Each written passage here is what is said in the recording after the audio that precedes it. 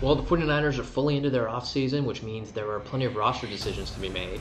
We've talked plenty about Alex Smith and his future, whether the 49ers will trade him, release him, what will happen. But I think most of us agree that Smith will probably not be back with the 49ers in 2013, which really means the big decision comes down to Dashon Goldson.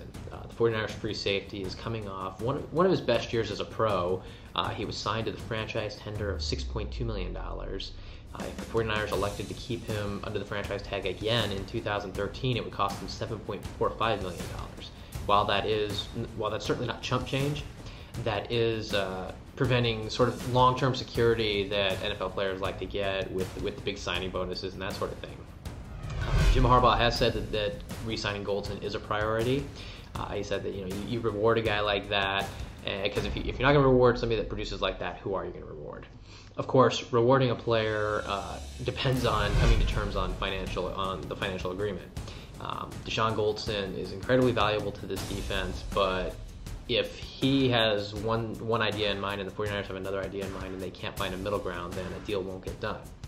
There's talk that he might be interested in Eric Weddle type money, which is around $8 million a year, but again, that's just talk from sources that are generally anonymous. So really, it comes down to just figuring out what he brings to the table and if the headaches are worth what you're going to get on the upside. And so this obviously applies to 49ers fans, but really to anybody that is interested in Dashon Goldson as their free safety. You've got a guy that, on the one hand, he can struggle in coverage. Not all the time, obviously, but there are times where if he doesn't know where the ball is going, you can see some blown coverages. I think one of the worst examples was against Julio Jones in the NFC Championship game. We saw him and Donte Whitner playing up a little bit closer, potentially playing the run, and I'm guessing that Dashon thought that Jones was going to stop and turn on the pass, but Jones just blew right by him, wide open touchdown. It wasn't even close. On the other hand, we saw against the New Orleans Saints in the divisional round last year, he had that pick of Drew Brees early on, and that kind of shows when he has an idea of what's happening, when he can kind of read the quarterback's eyes and make that play. He's a ball hawk. I mean, he's a guy that's going to get you a lot of interceptions, going to force a lot of turnovers, and obviously that can just be huge for the defense. Then the other big issue with Dashon that I think 49ers fans have gotten used to is the big hits. He led the safeties and penalties in the NFL, but it's sort of a double-edged sword, sort of some good and some bad with the hits. A bad example would be late hits when a runner is already down. We've seen that happen several times where I guess he gets a little too fired up sometimes and wants to deliver that big hit. Generally, his hits are clean, even when he is called for a penalty. They are clean hits, but sometimes there's a right time to hit a guy hard and there's a wrong time to hit a guy hard. A good example of the right time would be a play in which he was actually flagged for a penalty against Aaron Hernandez of the Patriots. He lined him up and drilled him hard. Personally, I thought it was, he hit him with the shoulder, but the NFL disagreed, although they ended up not finding him, so in the end, they agreed.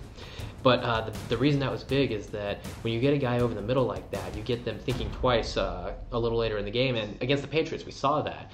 We saw Dashon Goldson really you see Aaron Hernandez going up for the ball on a little quick screen route. And he might have gotten some alligator arms knowing that, maybe Goldson's right there ready to hit him. And it led to a turnover. It led to an interception for the 49ers. And those are the kinds of things that those big hits can bring. Again, Dashon Goldson is not a dirty player. He's a guy that brings fundamentally sound, hard-hitting tackles. And again, you're gonna take the bad with the good, and you have to live with it. And so that will impact how much the 49ers are gonna be paying him, because again, he's not a perfect defensive back. There are imperfections in his game, but at the same time, he's a guy that can do a lot for the defense. So really, I don't see him getting Eric Weddle type money from the 49ers, but you never know. It'll be interesting to see where Balke and company sort of set his value at, because that will really kind of determine where they go from there. And they could franchise him, of course, but the problem with that is you risk a holdout. And even though Goldson would eventually sign the franchise tender so he could get his accrued year, you're likely going to miss out on upwards of 8-10 weeks depending on how long he elects to hold out. So you kind of have to balance that with how much you want to bring him back and how much you want to risk upsetting the balance on the team with that. So we're gonna have to wait and see. The franchise tags will be happening soon, which means we'll get a better idea of kind of where the 49ers and Goldson are at. So we'll keep you up to date on that. So make sure to check back at NinersNation.com and YouTube.com/SBN Niners Nation. We'll have plenty more.